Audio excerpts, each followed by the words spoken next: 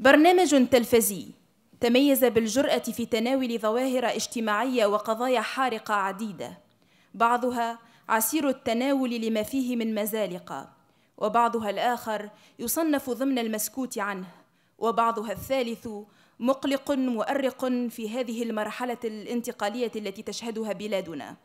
ورغم صعوبة المهنة فقد وفق صاحب البرنامج في الاختيار الدقيق بقدر ما وفق في الاقتراب من شواغل المواطن التونسي، وقارب ذلك كله بكثير من الحياد والموضوعية دون الوقوع في الإثارة، رغم أن في مواضيع التحقيقات ما يسمح بذلك.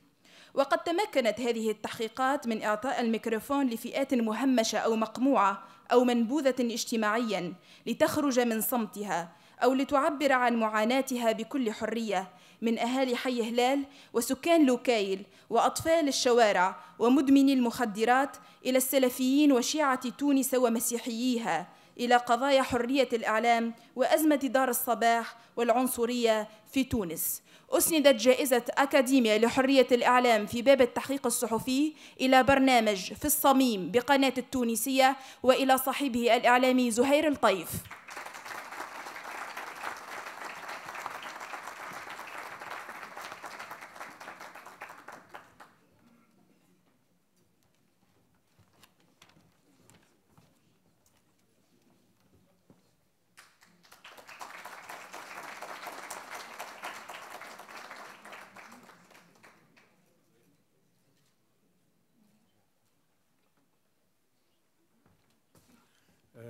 شرف كبير بصراحة أن تمنح أول جائزة لي بعد عودتي لتونس من الجامعة عريقة من الأكاديمية. ما نجمش الحقيقة نقول أكثر من شكرا، إن شاء الله يستحقها ساعة الجائزة.